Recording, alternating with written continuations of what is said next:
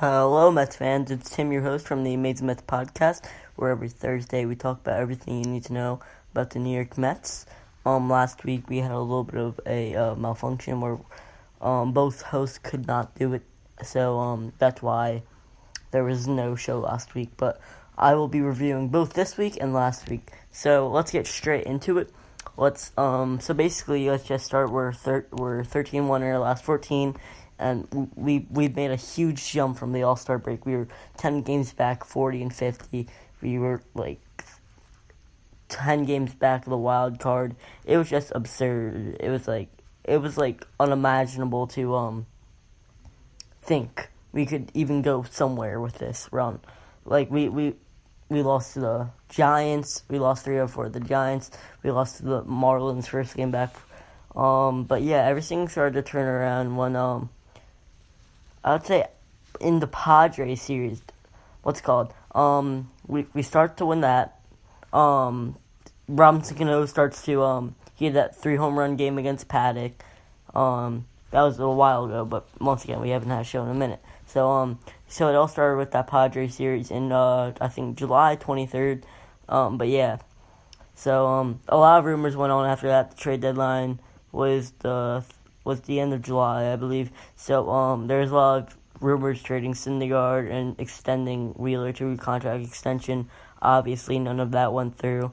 Then a lot of rumors showed that we were into Stroman. And then it happened. We got the tweet from Jeff Passan of ESPN. Source, Blue Jays and Mets in agreement of Stroman trade. And all Mets fans just went crazy. This is the trade we've been waiting for. It was a pretty big trade. We left 2 prospects. I kind of like Simeon Woods Richardson and Anthony Kay. He's not going to be anything better than a 3 in a rotation. He's not gonna affect anything. I'm not worried about him like I am with Jerry Kelenic. But Simeon Woods Richardson, I'm kind of a little worried about. But I'm just happy we got Stroman. He's a great pitcher. He had a 2.96 going into the Mets. He had a pretty solid outing going to the Pirates. His ERA is now 3.07, not terrible. But yeah, So I kind of like the trade. I don't think we lost. So let me just give you the whole rundown of the whole trade. Now, I love Stroman as a pitcher. He was having a great season with the Blue Jays, posting a 2.96 ERA, 1.227 WHIP, 7.1 K for 9, 3.52 FIP, and 99 strikeouts and 124.2 innings of work. His opponent batting average is 247, which isn't bad considering he's in the stacked AL East.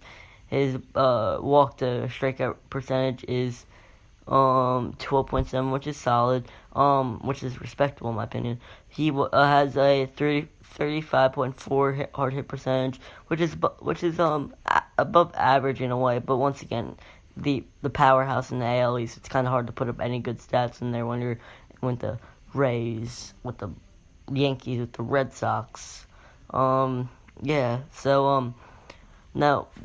That I like Stroman. He's gonna fit in as a good 2 or 3 in our rotation, depending on what the Mets want to do.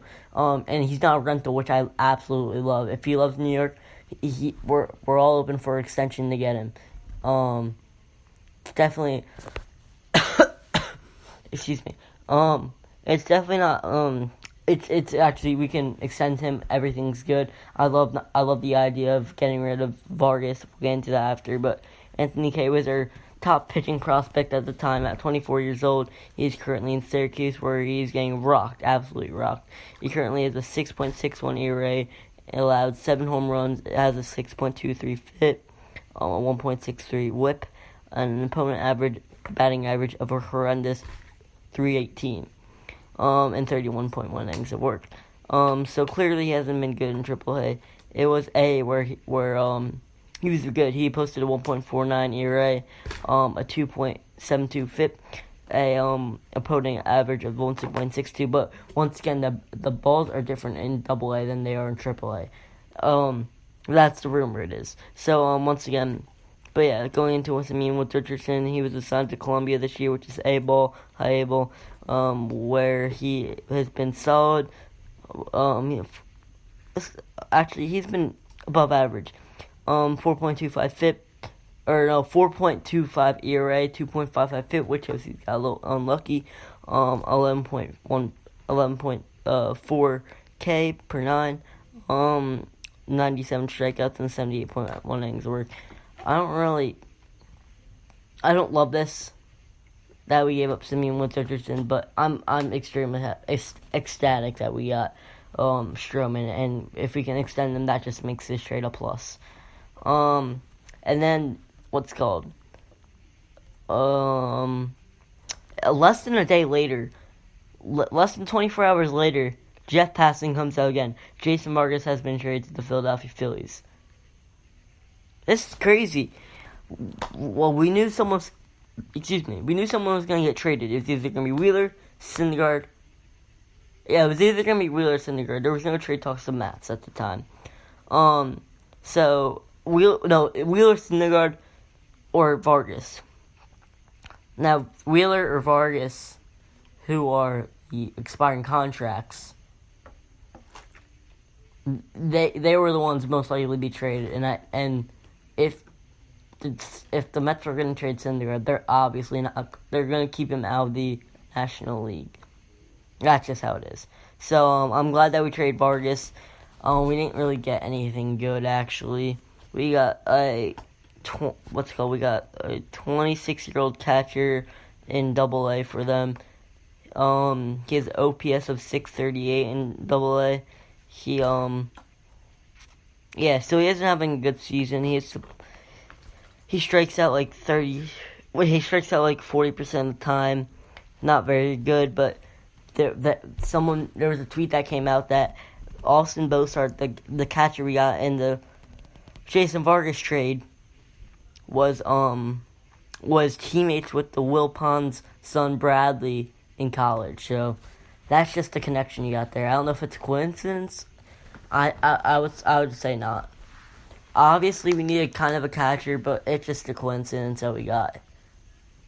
Or it doesn't seem like a coincidence that we got the Wilpons' son's teammate in college. That's just a little, who knows. What happened? Let's see what happened after that. Then the White Sox series came. We won 4-2. The ground pitch straight game, first game. No, excuse me. We won the first game. Then the ground pitched a great game, the second game. And then Wheeler won us the third. And then Wheeler got the sweep, excuse me. So that was a huge series for us. Huge momentum going into the Pirates.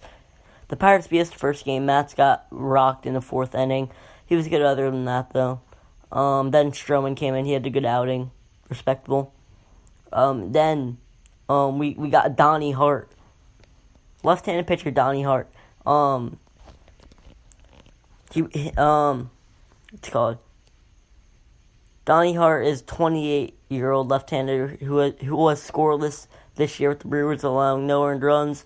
He had a great 2016 year, posting a .49 ERA in 18 innings. He had a decent 2017, shaky 2018, but hopes to be solid.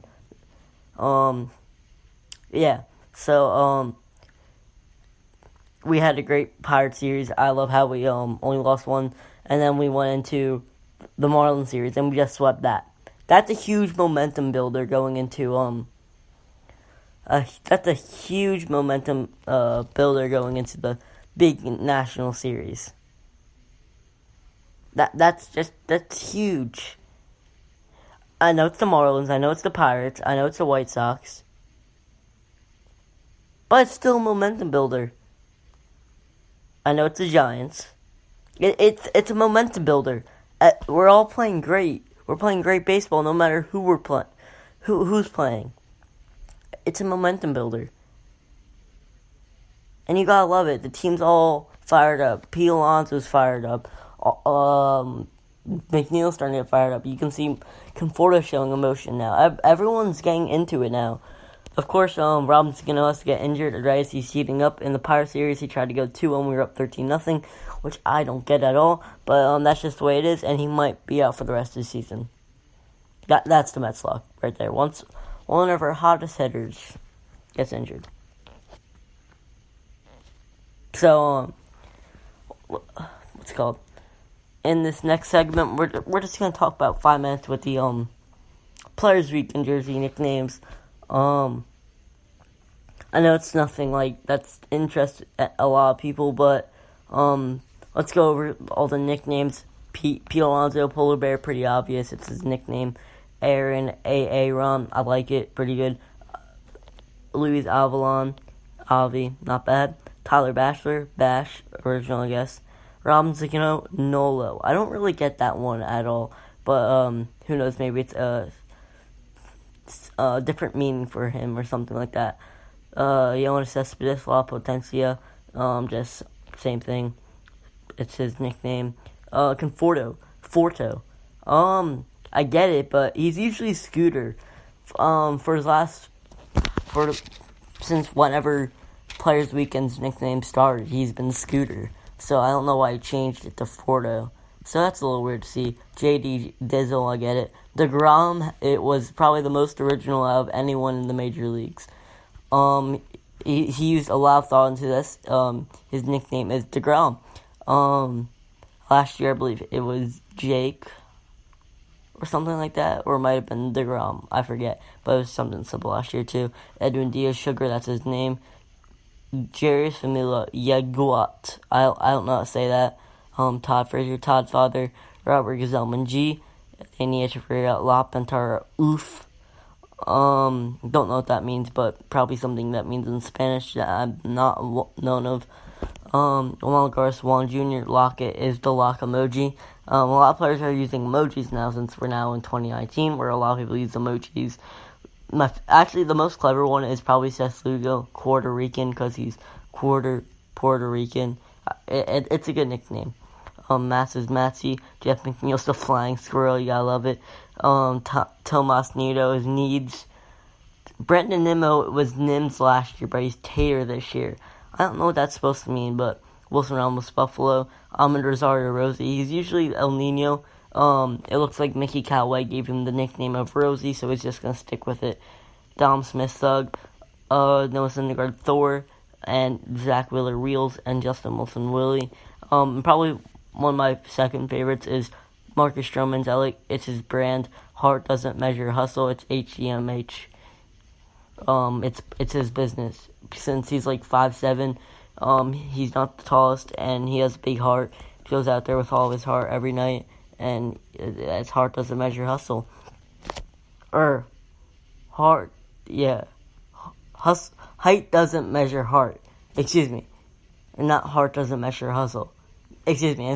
Height doesn't measure hustle. Height doesn't measure heart. I'm sorry. I'm getting it all wrong this time. But yeah.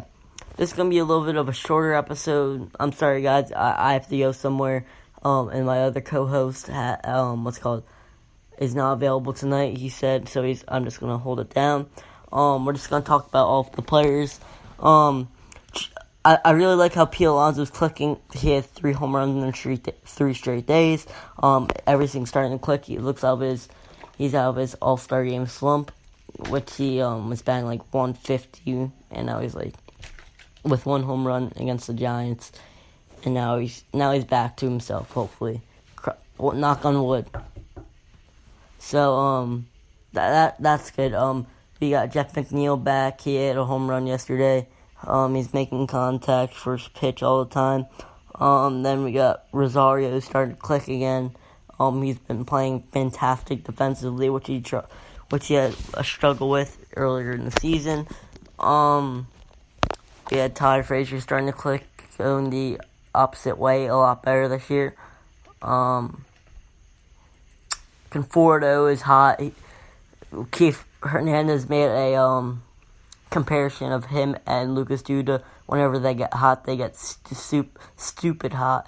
They just hit a home run like every other game. It seems every time they get up, you just feel like they're gonna hit a home run. That's basically what Keith Hernandez said, and I have to agree with him.